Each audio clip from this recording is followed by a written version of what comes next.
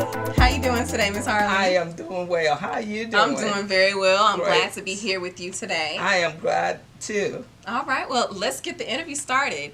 So, can you please briefly introduce yourself to the audience and what it is that you do?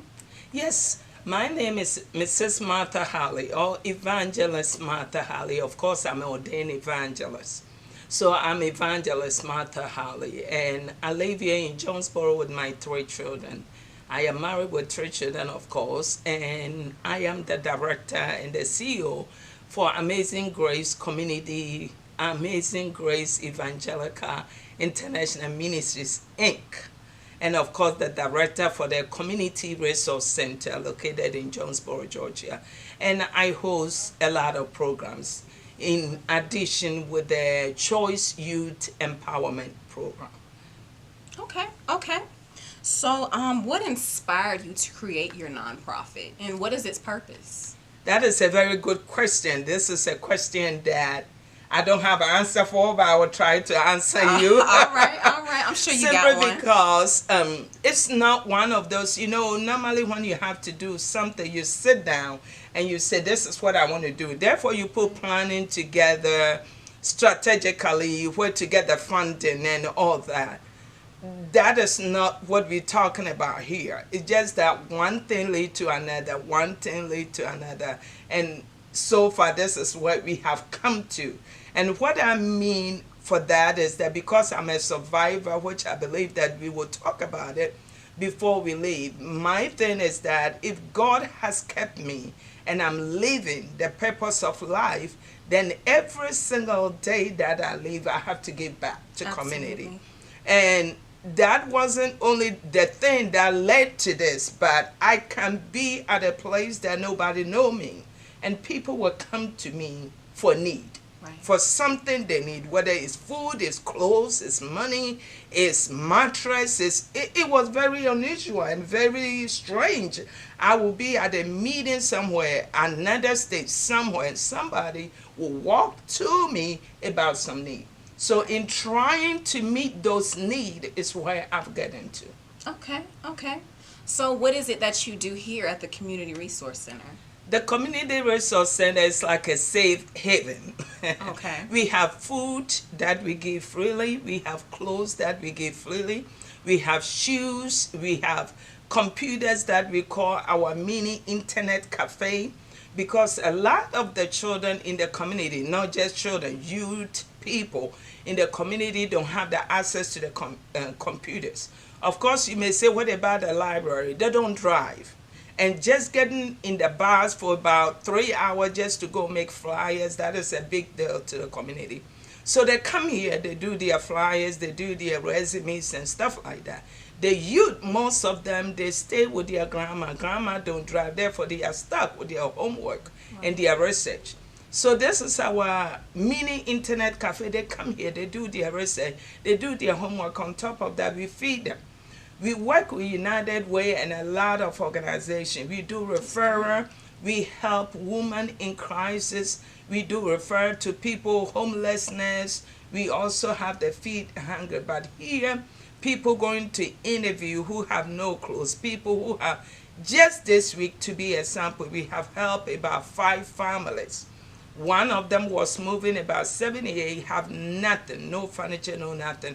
We were able to bless them with furniture, with comforters, with dishes, and so much of that. And it's just a safe haven for the community where they can come. And everything that is needed for whom we can, if we don't have it or we can't help them with it, then we refer them to another agency, or I get on the phone, they can call here. They come to use the phone to look in our books to find other resources. I'm also ordained minister, so I do free counseling as well over here. So this community center is a safe haven. It's the best way I can describe it. We do meetings here. We bring doctors, lawyers, bankers, and trust me, once they are here, what they cannot do for you at the bank, they have to do it. If we brought you here, lawyers, we bring them here for free advices and guidance for the community. Right. So that is what we do here. That's great. That's awesome, Miss Martha. So on your website, I briefly read about your life story. So, what was it like growing up with sickle cell? How was that for you? Oh my God. um, and to everyone watching this out there, I don't know the feeling, but it feel like you are left out. It feel like you don't belong. It feel like you don't exist. It feel like everything that a normal child would do, you can't do it.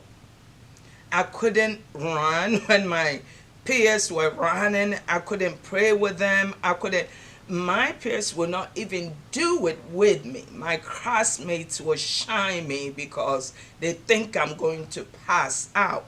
Therefore, everything that the normal kids did, I couldn't do it. Either they don't even want to do it with me, or I just strength wise and stuff, I couldn't do it. I was like always either in the hospital for finals. To be honest, among my classmates, I think I'm the oldest among them because I was so much behind school in the hospital and back and forth there. And there was actually no hope. So those things that they couldn't let me do was truly, I would do, maybe I will faint, I will pass out, or I will fall into crisis. And it was not easy. I mean, couple of times I've gone into crisis swimming simply because I sneak and swim because we were right on the ocean. And I sneak and swim. When you are on the ocean, you can't help it but to swim. You are a swimmer. Right. And thank God that he kept me for a purpose, else I will not be here. I freeze in the ocean and I went to crisis, and trust me, then we didn't know what was wrong with me. All they know is that I'm a sickler and I will die. Okay. So it was that is the most painful part of my life. But when I remember it now, I can only help it but to give God a glory. Okay. So, how do you feel that relates to your purpose? That is all that I'm living now. My purpose and for what I do is when I remember where I have come from, what I suffered, and I just reached back home and established a sickle cell foundation just even to educate. And I wish I'm a millionaire. I wish I got more partners because I want people, because I had the disease but I didn't even know what was wrong with me. Initially, it wasn't that I was born in the hospital, like people are fortunate here and diagnosed and then they take it from there. No. All that I knew, she's a sickler, she's going to die. And actually, I died and was covered. Thank God I'm here. Right. But that was all I live with. So my purpose is that if I'm here, the purpose of which I live is to help others because God saved me, and I believe that for that purpose is to reach out and give back. Right, right. You got a story, and I'm sure it's a testimony to others as well. So, as an author, you published your first book in 1999 called Amazingly Delayed but Not Denied. So, can you tell me a bit about the production and give me a brief synopsis of that book? That is a little powerful book because somebody called me from, I think, Texas, and he said, how much is the book? I can't find online to buy. And I said, oh, it's $10. I can mail you one. And she said, no, I want to pay you $100 for that. And she sent me $100 and get that little book. It's a book of comparison about my poems. These are poems that come to me as I go through life's crisis, as I go through life's pain. So there is a poem in there like, when pain loses its painfulness. There is a poem in there like, I don't have a name. There is a poem in there like, it's a comparison of poem that there is a poem in there about the being survived from the bitter herbs of Africa. And these are life stories that I put in that book. And the name itself, Amazingly Delayed but Not Denied, I'm talking about the denial of life. I mean, because of the sickle cell, I couldn't do what other people did. I did it, but here I am. Things that I never thought that I would do. That now I can do it, even though it's been delayed, it's been denied, it's been long coming, but out of nowhere, What I do now, to be honest with you, was a dream that I saw before, long time, when in my really sickle stages of life, when life was really not a hope. I used to have these dreams. I'm telling you, that dream is what we look in. That dream is this resource center that we are looking at now. Because in that dream, all I will be doing is saving people who are drowning. I'm telling you, people walk in this resource center. Many of them that they were sent from the court. I work with the police and the court systems all over. Okay. Once they walk in, I hear them say, there is no more life. I want to take my life. And I say, no way, not here. If you walk in here, there is life and you're going to make it. A lot of them is what I hear, and that's what I deal with. And I see that God kept me just to give back. So just that is the short part of that. Amazingly delayed but not denied. Okay. I like that. I'll bless you with that book. Right. So, Miss Harley, born and raised in Ghana, what brought you to the U.S.? Oh my God, ignorance. I mean, U.S. was not even a question, but I know that my goddaughter and my sister, now Mrs. Monica Dankwa in Kentucky. Okay. The parents were here and she came after school. I was back home, but it was still no question. She was trying to get me here and several years and stuff. But just to tell you, when you are away, U.S. become like a land of gold. For some reason, U.S. is portrayed for you to see that as soon as you step here, you have no problem. You walk on street of gold, you have money, everything, no sweatless victory, and all your dreams are fulfilled. So when the opportunity comes, she was trying to get me here, I bought into it. Oh, you step here and the problems kind of multiply. But yeah. That is what brought me here. Yeah. Now I go home and it's like my friends are driving and they're doing very well. So it's like now you can't, yes, we want to move finally home, but then you are kind of like toss up and down kind of thing. Yeah. Because your friends, when you go home, they're way up here, and you, even though you came from US, it's kind of hard to describe it. I feel you. I mean, I don't know personally, but I can empathize. Yeah. All right, Miss Harley. Now, while scrolling through your website, I saw the Ahabre project. Can you tell me a bit more about that project, how you came up with it, why you came up with it? Wow. Yes, ma'am. About 2 years ago, I turned 55. Okay. And my goodness, I wasn't going to live at all. So 55 was a big thing to me. In order to have any celebration for myself, whatever, I thought back. I thought it was time to just give back. And this Ahabre was where I was born. It's 5 miles to Hafasni, a town in Ghana, West Africa, okay, by the Ivory Coast border. A little village, that's where I was born, sweetest village ever existed.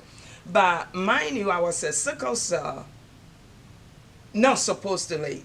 So it's a small village. Everybody knows about this sick girl. And what the older people there, they did was to carry me herbs, bitter herbs, you name it, whatever herb that they think will help me. Sugar cane leaf, neem leaves, all kinds of things. And they were all interested in my survivor. So 55 years, I went back, and the name, I did a crusade. It was a big, oh my God, it was Benny Hinn Crusade. And the name of the crusade was The Village Girl Is Back. Okay. And it was a crusade, it was a 3 days crusade where we gave free food. I shipped a lot of used clothes. We gave free clothes. We did a reception with food, free food that they have. And I had a medical team, which is the most needed of the villages. I had a medical team on the ground. So one day, which was the Saturday, They did checkup all day. Not only checkup, but they gave free medication. So Okay. whatever checkup, whatever the doctors diagnose, you get a prescription right then. It was filled free of charge. Wow. Okay. And we gave a lot of things. Everything we did was free, and of course the word of God was going every evening. Right. We had cars picking them to the crusade ground and stuff like that, and that is what we did. Apart from that, there were other things like gadgets, some surprise, other things, whatever we could give to the village. That is what we did. On top of that, I established a sickle cell. I don't say I established. God helped me. All this, I didn't put God in there, but it was all God's plan. And God helped me to establish a sickle cell foundation at one of the biggest hospitals, where it was radio announcement, all that they meet. And my goal, my purpose, my heart is to still reach back with some surprise, with something, with just education, because I grew up in the village. I know what I went through. I just needed even to understand myself so I can live, and it wasn't there. And surprisingly, people are still going through that. So my goal, my purpose is for that project to continue. Actually, this August, I should have been gone, but finances wasn't right. We didn't get enough sponsors and supporters who want to go for mission and who want to just, be a partner to help other people. So I couldn't go this August, but next year. But the Sickle Cell Foundation is still going on. And my purpose is that they get enough education, they get a supply, they can just better know themselves to take care of themselves. So if you ask about the Hopper project, that is what the project is. Okay, that's awesome. And it's great that you're giving back to your own community, because I know at times when we are able to separate ourselves for the moment, people tend to forget to reach back and tend to forget to where they came from. Yeah, so that's great that you're doing that. So if you could give any piece of advice to someone who may be on a similar path as you, maybe creating a nonprofit, or may have went through or going through life with illness, if you could give them a piece of advice, what would that be? I'm telling you, don't give up. Regardless of what people say, people are not God. I have learned to see that God always have the final say. Right. Trust me. As the saying was, she was a sickle cell, she was going to die. I died when I was in school. And back there, it's not like you call 911 and the ambulance would take you. They were looking for the school bus to take me to the hospital. They couldn't find a driver. So time has really gone in. And when I was taken, I was just covered. But before then, I've had a dream. And I came back to life. Under the cover, I remember the dream. I started shaking and throwing the cover. So when the nurses ran and stuff, there go me. Right here, and I'm giving this as an advice, and as whoever is looking and watching this, you may have lost hope. You may think that you are by yourself. You may think what you're going through, nobody else. You may think that your case is worse. No, don't ever think that yours is worse, because there are worse scenarios more than you do. Right here in Georgia, right after Grady, and my record is there now. The sickle cell has really destroyed the retina of my eyes.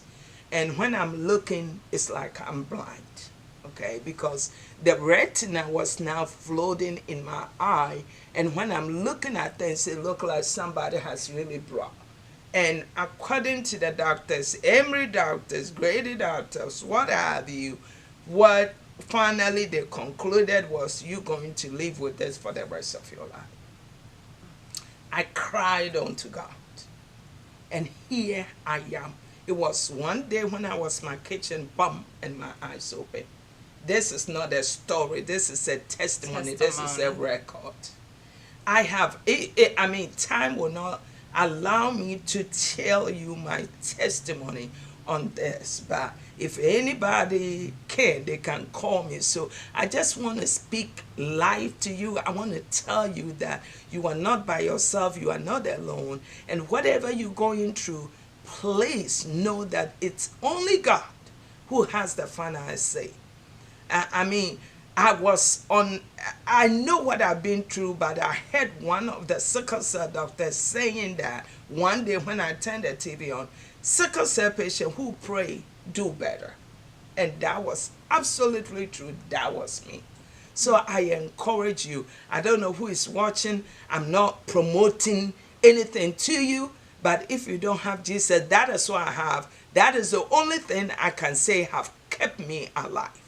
And I encourage you to just take Jesus, keep doing what you're doing, keep your heads up. And it is not over until he says it's over. And if you are out there want to start your own business, especially doing non-profit, I just want to say it's a lot of work. It's a lot of work. It's a lot. One of my code, I don't even want to say it now, but I just want to encourage you. Don't think that the people who are rich, Bill Gates and other people want to be like them, but they don't want to do the initial work. There is a beginning for everything, and there is an end. There is a time you have to sweat, you have to work, and there is a time that happiness will come. So if you want to do your business out there, I don't mind talking to you. You can call me at any time. You can look at our website. It's not that I know what I am even doing now or I know what to do, but whatever I can share freely with you. But one thing I want to do is that don't give up when you think that you have started something and it's not going on. Rome, they say, was not built in a day. That's right. Everything has a beginning and the end and the middle. It takes time. But guess what? Little drops of ocean makes a mighty water. I mean, little drops of water, I believe they say, make a mighty ocean. So your little sweatless victories will all come together to make a big thing. Yes. That is why in my book, the second book, I say this quote. I say that the difference between authentic and synthetic is a painful duration of time. Okay. The difference between the authentic and synthetic is a painful duration of time. You may have to put some time in, you may have to put some pain in, but at the end, it will be authentic. That's right. That's right. So inspire, empower, uplift is the slogan of the Black Maverick. So do you have any empowering and encouraging words you would like to share with the Black community? Yes, yes. Often, I work with the police a lot, and because of the choice empowerment program, I deal with a lot of youth, a lot of us, I'm saying us, Black community as well. And often all that I see, and I keep telling them, because of what I do, I've been through the police academy. So not only I work with them, I patrol with them sometimes in the police cars and stuff. And I keep educating and empowering our young people.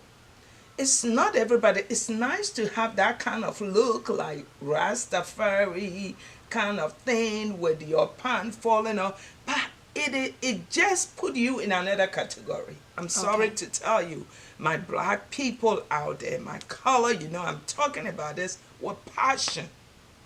It's not everybody that I have some who are in this, but who come through here. They need jobs.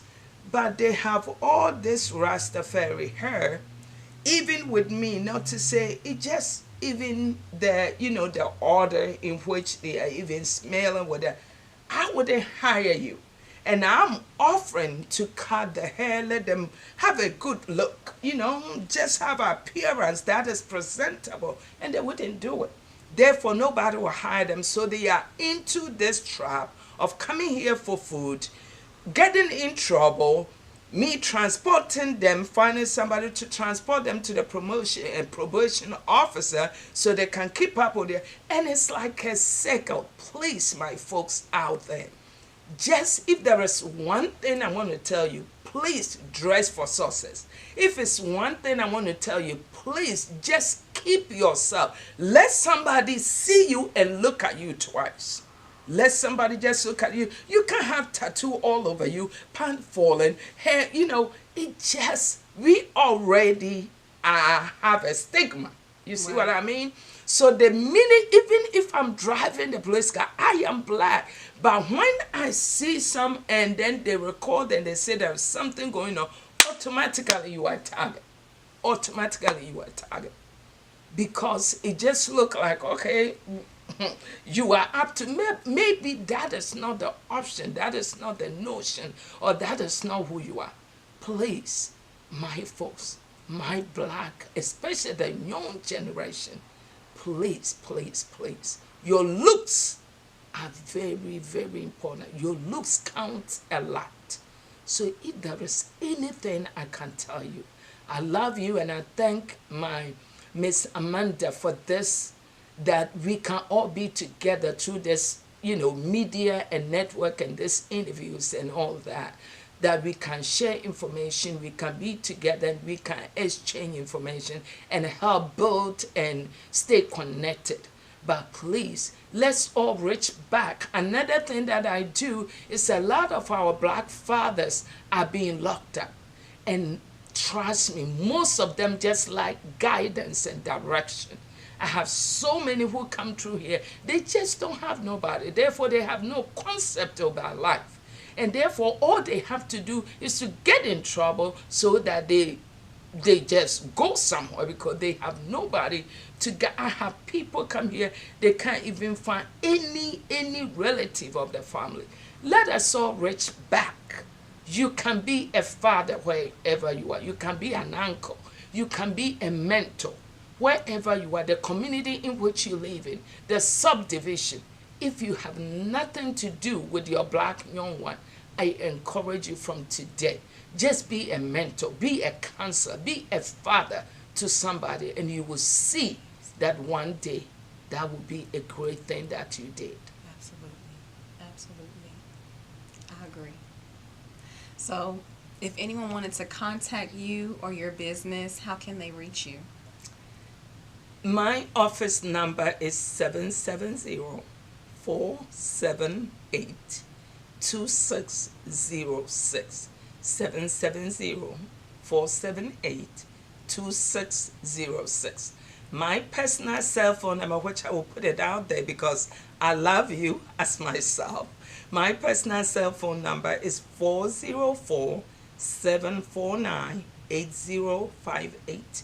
Again, 404-749-8058. And if you want to go to our website and check it out, of course, we're doing a lot of changes, so you may not see a lot, but still, you will get some information. It's Amazing Grace, altogether, AmazingGraceInc.org. AmazingGraceInc.org. And if you want to send an email, let me tell you, I don't have staff. We're looking for volunteers. So if you're out there, you want to work with that, that is great. So come work with that. So we give you commendation letter. We will take care of you, but don't think about getting a fat paycheck, because I don't get paid. Believe me, what I do it out of heart. We are hoping and believing. Yeah, let me put that out there before I give them the email. Okay. If you are out there, you know how to write grants, you want to work with nonprofit, you want to volunteer. We do a lot of programs all year long. Please come and volunteer, come and partner with us. We are always looking for partners to advertise them, because we have a lot of traffic, and we will be joyful just to partner with you to do what we do, because I believe that together we can do more. If you want to partner, you want to volunteer, you want to just be our partner, you want to come and work with us, you want to just come and see the place, you want to come and be a mentor for the other youth, all that, just whatever, all that. We have our annual dinner coming up. If you want to advertise in our book club, whatever, I believe that there is something out there that you do that we can do together. That is my thing. Together we can do more, we can reach more, and we can save lives. So please, just check. Right. Miss Amanda, I just want to thank you so very much. If all of us as black young people would do even half of what we're doing, I believe that our community will be better. It's not that we are bad, it's not that we lack that resources, and this is a very good and unique resources that you're putting out there. And I personally appreciate you, and trust me, you'll be in my prayer, because we need more of Miss Amanda's all over the place to do this. And if you're out there, please support her whichever way that you can help. Of course, we are partnering with her right now. Whatever we have to do to make this work and make it bigger and advertise, let more people know so that it will go viral, that is what we will do. But I'm appealing to you out there to do the same. And I can't end by just thanking my staff, Miss Portia Skid, Leonard, my godson, my son, Leonard Arthur, Arbor, and Texton, all those who work with me, this amazing great Josiah, Mr. Muzu, the Choice Fathers. I just want to say thank you so very much. I believe that you will get to watch this. Without you all, I will not be here. My life has just been a connection of a village that helped me to survive. My son, Leonard, oh my goodness, God called me, but he gave me a son just to help me to get to where I have to go. So, Leonard, I love you. You know, Mommy love you so dearly. God bless you for all that you do. God bless each one of you. If you need free counsel, whatever you need a pastor to do, just contact me. I will be of your service. That is what I do best, is to give back. God bless. All right, and thank you so much for that, and thank you again for this interview. I really appreciate it. Thank you, Miss Amanda. I appreciate you too. Thank you.